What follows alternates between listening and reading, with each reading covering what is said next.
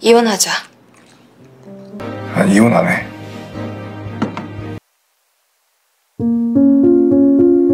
Tuan Yom begitu kesal setelah Dongju berulah semalam.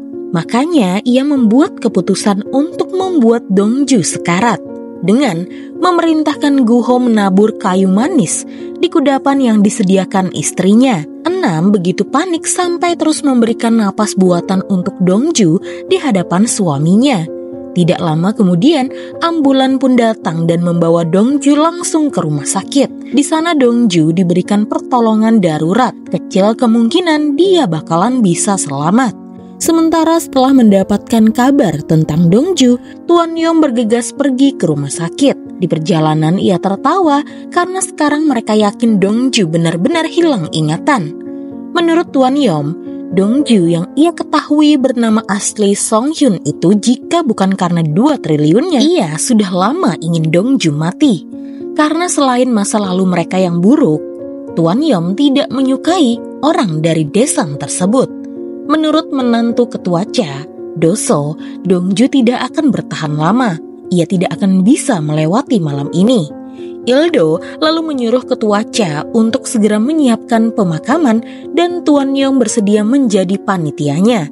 Tapi Dr. Kang yang terus mengupayakan agar Dongju bisa selamat mendapatkan kabar baik. Napas Dongju kembali normal dan masa kritisnya berakhir. 초정모. 자가호 확보로 고비는 넘겼습니다. Tuan Yom dan Ildo nampak kesal karena rencana mereka berdua lagi-lagi gagal. Lalu, Wali Dongju, Nyonya Pi, dan Wombe datang ke rumah sakit. Mereka bertemu dengan Enam yang sedari tadi menemani Dongju. Wonbe lalu menyerahkan ponsel Dongju di mana ada video yang dikhususkan untuk Enam di sana, serta sebuah hadiah untuk Enam. Enam lalu pulang bersama Tuan Yom. Ia curiga jangan-jangan paman dari suaminya itu memang berencana untuk membunuh Dongju. Terlihat jelas ada wajah kecewa di wajah Tuan Yom ketika tahu Dongju selamat. Sesampainya di rumah, Enam langsung melihat video yang berisikan saat Dongju bermain biola di atas kapal pesiar. Sebenarnya di dalam video tersebut ada kapal milik Ildo yang mendekat. Namun Enam masih belum menyadarinya. Ia terhanyut pada permainan biola yang dimainkan oleh Dongju. Ia lalu melihat hadiah yang sudah disiapkan oleh Dongju yang rupanya itu adalah gelang miliknya yang sempat putus. Ternyata gelangnya sudah diperbaiki. Gelang itu adalah penutup tato di lengannya. Dulu Dongju yang mengajaknya untuk membuat tato di lengan mereka berdua. Awalnya Enam sedikit takut, tapi tato itu membuatnya yakin dengan hubungan mereka berdua.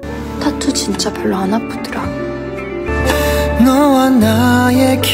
Setelah itu, muncul masalah baru di Desan Group, di mana Tuan Yom menempatkan anak kedua ketua Cha, Gukhi, dalam situasi sulit dan harus dipanggil ke kejaksaan.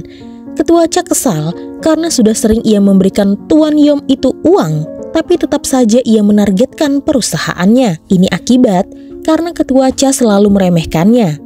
Makanya ia mulai bertindak. Menurut Tuan Yom, ia terlalu fokus dengan uang 2 triliunnya sampai lupa dengan niatnya merebut kekuasaan Desan Group. Hari itu, Enam membuat keputusan. Ia ingin bercerai dari Hui Chol. Hui Chol tahu setiap hari Enam memang memikirkan untuk bercerai darinya dan ia tidak akan mengabulkan keinginan Enam. Apa Enam siap mengembalikan saham Desan dari kakek Enam jika ia bercerai darinya? Dan Enam dengan yakin berkata iya. Setelah bertemu Hyuchol, Enam memutuskan untuk pergi dari rumah keluarga Yom. Sebelum itu, ia mampir ke toko bunga, tempat di mana Suster Agnes tewas ditabrak. Di sana ia meminta rekaman CCTV di toko tersebut karena curiga.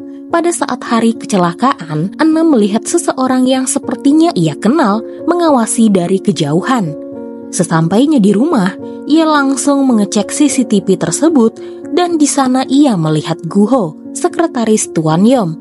Apakah benar Suster Agnes dibunuh oleh Tuan Yom? Lalu, Enam kembali melihat video di saat Dongju bermain biola di atas kapal pesiar. Di sana, ia akhirnya melihat seseorang mengendarai bot yang melintas di kapal Dongju, dan pria itu ternyata adalah ayah tirinya, Il-do. Apakah ayah tirinya itu yang telah menembak Dongju?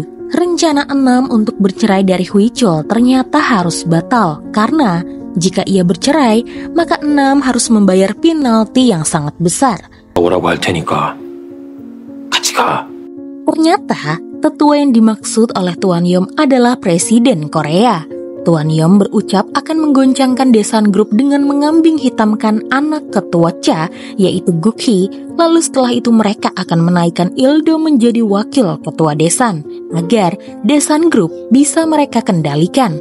Tapi, rencana Tuan Yom dan Il-do harus kembali terhalang, karena tiba-tiba ketua Cha langsung menunjuk Choi Gi-hyun, ketua manajer sekretaris yang akan menjadi wakil ketua. Il-do protes kepada ayah mertuanya kenapa tidak diskusi dulu dengannya. Ketua Cha mengungkapkan kenapa dirinya tidak bisa membiarkan Il-do menjadi wakil ketua desa. Il-do adalah suami anak pertama yang ia cintai, tapi Il-do adalah junior kepercayaan Tuan Yom, orang yang tidak ia sukai. Makanya ketua Cha tidak berani menyerahkan Daesan begitu saja ke tangan menantunya itu. Il-do langsung mendatangi manajer Choi dan memberitahukan jika ketua Cha sebenarnya terkena penyakit demensia. Saat menyetujui pengangkatan manajer Choi sebagai wakil ketua, mungkin pada saat itu ketua Cha sedang tidak mengingatnya. Untuk itu, apapun yang berkaitan dengan Daesan, manajer Choi harus segera melaporkan terlebih dahulu kepadanya. Manajer Choi bingung apa yang sebenarnya terjadi. 나와 먼저 의논하셔야 됩니다, 최 시장님. Terpaksa, Enam kembali ke rumah keluarga Yom. Alasan ia kembali pun untuk mengumpulkan uang penalti terlebih dahulu, lalu ia bercerai. Karena permintaan keluarganya, Hui-chol ingin mereka berdua segera memiliki anak. Mungkin jika ada anak, mereka akan tetap bertahan pada pernikahan ini.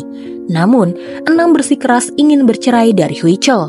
Awalnya, ia ingin mencoba untuk belajar menyukai Hui-chol. Tapi saat tahu jika dirinya dianggap piala karena Hui-chol berhasil merebutnya dari Dongju, Enam pun menjadi benci dengan suaminya itu. Di rumah ketua Cha, masih ingat jika Guk-hee pernah mencuri kertas paspor berangkas uang milik ketua Cha?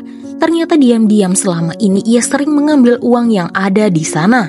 Namun ketika ingin mengambilnya pada malam ini, paspor berangkas tersebut ternyata sudah diganti. Yang artinya, sewaktu Dongju membukanya, ia menggantinya dengan yang baru. Il-do yang mengetahui hal ini kemudian langsung melaporkannya kepada Tuan Yom.